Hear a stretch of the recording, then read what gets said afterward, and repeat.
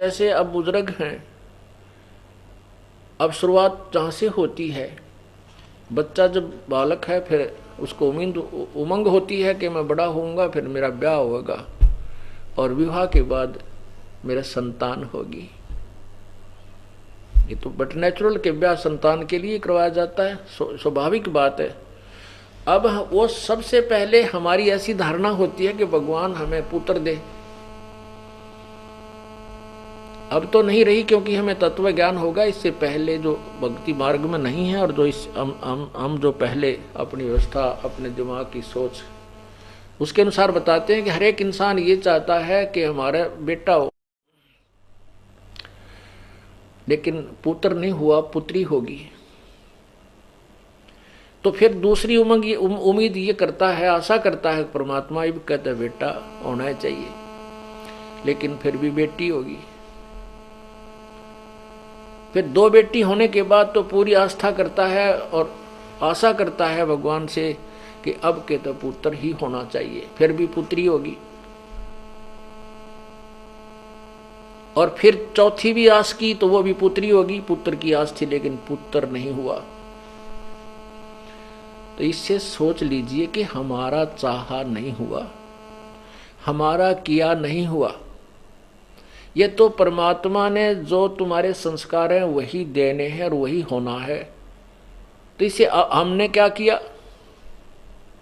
अब जैसे किसी के दो लड़के हो गए, दो लड़की, ऐसा कई बार ऐसी हमारी चर्चा के विषय में कई बातचीत कहीं चलती थी शुरुआत में। तो दो बुढ़े बतला में बैठे बैठे आपस में वृद्ध, एक कहता है कि भाई हमारा तो जीवन सफल हो गया, दो बेटे हैं दो बेटी, चरवा की शादी कर दी और सबका भगवान ने दया कर रखी है, पुत्र और पुत्री सबको भगवान ने दे रखी है और हमारा तो जीवन सफल हो गया।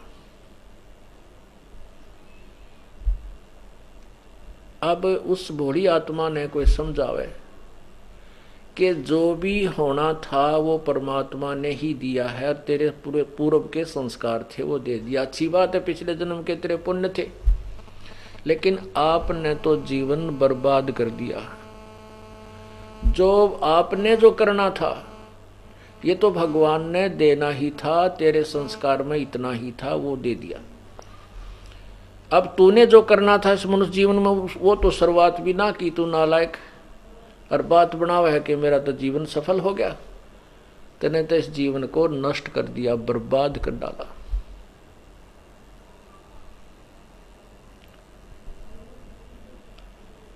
अब जैसे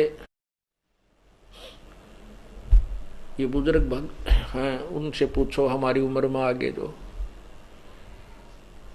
अब संतान होनी थी वह भगवान ने दी, जैसी भी हमारे भाग में थी, और आगे उन बच्चों का जो संस्कार है वही मिलेगा।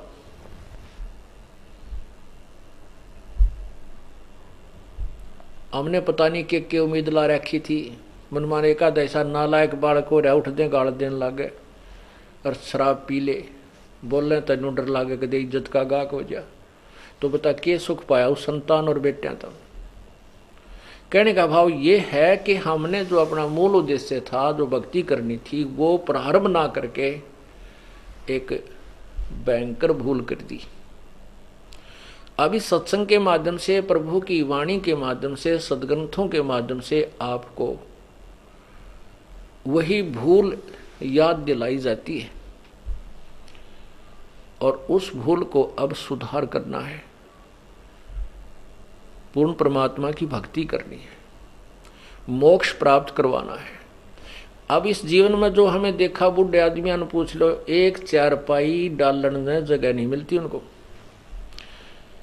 यदि बुढ़ा बार कितने पौड़ी में डाल ले, जैसे आना जाना हो, घर के अंदर से रास्ता हो, तो मनमान ने कोई बाहर की बुढ़िया आके कह दे, देख बुढ़े लोग ने शर्म नहीं आती, अड़े बू बेटियां का आना जाना, राड़े बैठा रहे से सारी आन। तो वो उठ के बेचारा कितने पड़ोसी के जा के पिंडा पंडा छुटवा अपना, वहाँ बैठे दिन में रात ने पढ़ना बेशक सोने आ जावे। तो कहने का भाव ये है कि हम उस मूल उद्देश्य को भूल कर इस संसारिक धंधे में इसी को एक अंतिम अपना कर्म मान के, यही फाइनल जॉब मान के हम ईश्वन करते रहे। परमात्मा ने हमें याद दिलाया कि ये कर्म तो तूने असंख्यों जन्म हो गए करते रहे। आज जैसे आपका जीवन, मनुष्य जीवन का जैसा भी, अगर पुण्य अच्छे हैं तो जीवन अच्छा है, पिछले संस्कार अच्छे हैं तो आपकी संतान भी ठीक है, बनमान अच्छी तरह सेट है, बड़े बड़े अफसर भी लग गए, लेकिन भविष्य का तो आपने कुछ भी ना किया। अगले जन्म में या तो मनुष्य जीवन नहीं और मनुष्य जीवन हो गया था कि तो कागज चुगता अंडेगा, क्योंकि बिना किए हुए परमात्मा नहीं देता। और जो आज हमें प्राप्त है ये इस जन्म में तो कराए नहीं। इस जन्म में तो बालक ने पढ़ा है, फिर नौकरी लग गई, बढ़िया नौकरी दे दी भगवान ने, तो इस जन्म में कौन सा कर्म किया जिससे तुझे नौकरी मिली? ये सोचा हम पढ़ाई से मिल गई, नहीं, पढ़ने वाले लाखों बच्चे पढ़ते हैं और तुझे ही क्यों मिली? तो ये हमने अब बनाने हैं जो संस्कार हमें आगे चाहिए। आगे हमने क्या चाहिए? ना तो हमें जन्म चाहिए, और जन्म नहीं होगा तो फिर कुछ भी ना चाहिए, फिर तो आवश्यकता ही नहीं हमें ना कि संतान की ना संपत्ति की, क्योंकि यहाँ की संतान और संपत्ति अपनी नहीं है।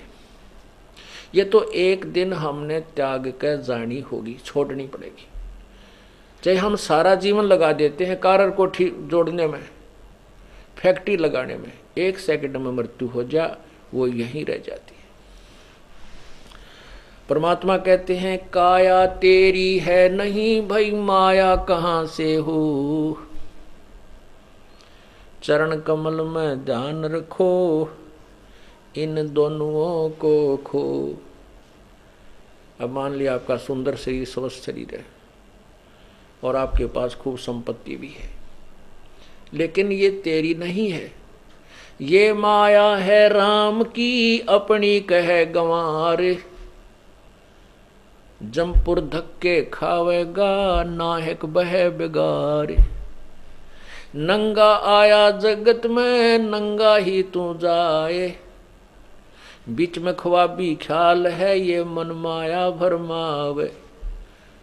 निवस्त्र आया था और निवस्त्र तुझे यहां से जाना होगा, शमशान घाट पर फूक आऊंगे ठाके एक चादर डाल के। उसके लिए परमात्मा कहते हैं कोटि जन्म मन तू चल रे सुख के सागर, जहां शब्द संधूरत नागर। मन तू चल रे सुख के सागर, सुख सागर। वो सुख सागर कैसा होता है? शंखों लहर मेहर की उपजे कहर नहीं जा कोई, दास गरीब अचल अविनाशी सुख का सागर सोई। सत्यलोक में हमें इतना सुख है, ऐसे हम वहां पर निर्विकार इतने हो जाते हैं, जैसे कभी कभी हफ्ते 10 दिन में कुछ ही सेकंड्स के लिए, कुछ क्षणों के लिए अंतःकरण में इतनी निर्मलता आ जाती है, चाहे कोई शत्रु भी है, जो किसी ने हमें चाहे कितना ही परेशान कर रखा है, उसके प्रति भी द्वेष नहीं रहता, और ऐसी हिलोर उठती है अंदर से, सभी अच्छे से लगते हैं, अपने से लगते हैं। वो एक मेहर की लहर थी। उसके तुरंत बाद पता नहीं क्या क्या मन में विचार आते हैं, अपने आप ही बीपी हाई हो, कभी लो, कभी किसी ने ये कर दूंगा, उसने ऐसा कैसा कर दिया, वो बड़ा निकम्मा आदमी है, या कुछ और बकवादे मन में चलती ही रहती है।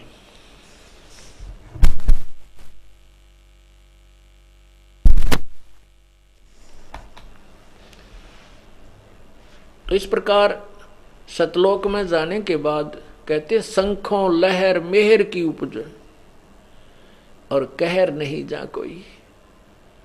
यहां जीव के ऊपर 24 घंटे कहर की लहर छूटी रहती है।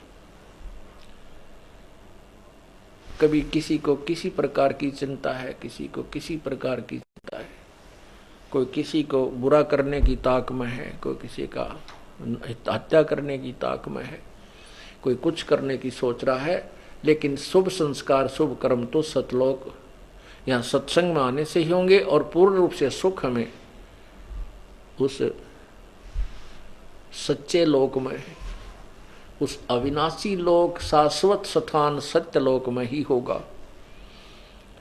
उसी की तरफ संकेत कर रहे हैं। मन तुम चल रहे सुख के सागर, जहां शब्द सिंधु रत्नागर। वहां पूर्ण मोक्ष, अविनाशी अविनाशी मुक्ति रूपी असंख्य रतन, रतन यानी लालों का आगार माने डिपो खान के, वहां पर पूर्ण मोक्ष है। उस सतलोक में आप चलिए। फिर क्या याद दिलाते हैं कि कोटि जन्म तन भरमत होगे, कुछ ना हाथ लगा रे। कुक्कर कुत्ता सुक्कर सुअर खर गदा और कौवा हंस बगारे।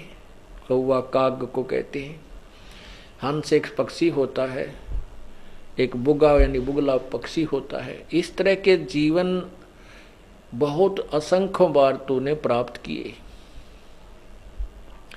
कोटि जन्म तू राजा के, न मिटी न मन की आशा, और भिक्षुक होके दर दर घूमिया, ये मिला न निर्गुण रासा।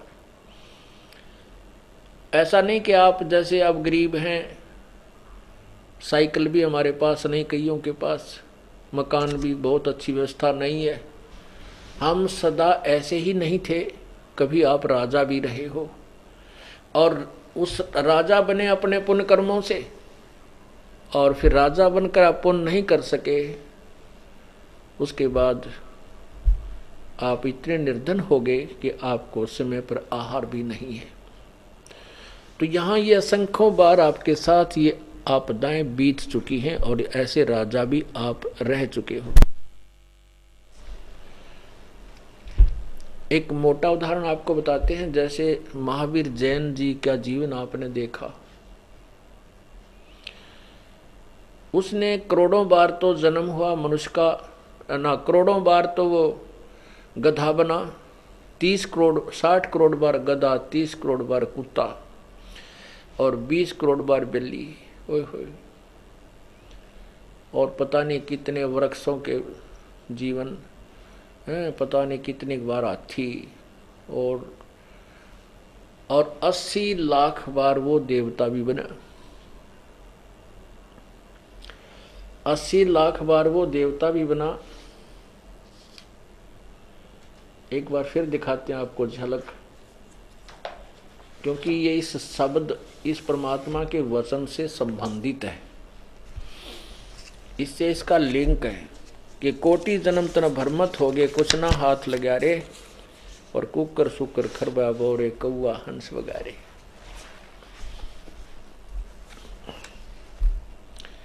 ये देखिएगा पुस्तक आओ जैन धर्म को जाने। ये पुस्तक है आओ जैन धर्म को जाने। इसके लेखक हैं प्रवीण चंद्र जैन, M.A. शास्त्री। ये कहाँ से प्रकाशित है?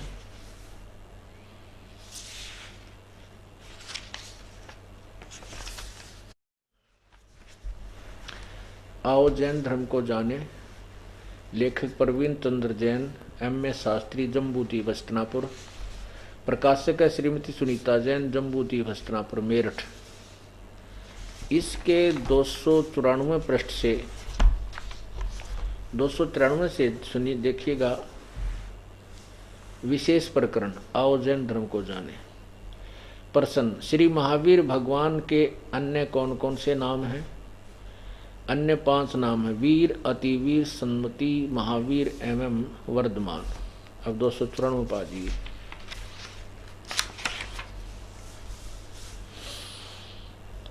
श्री महावीर भगवान के जीवन का कथन कहाँ से प्रारंभ होता है? पुरुवा नामक भील की पर्याय से। एक पुरुवा नामक भील था, वहां से शुरुआत। उससे पहले पता नहीं कितना खोलिया, पर इन्होंने यहाँ से जानकारी है। ये पुरुवा भील कौन था और उसने क्या किया?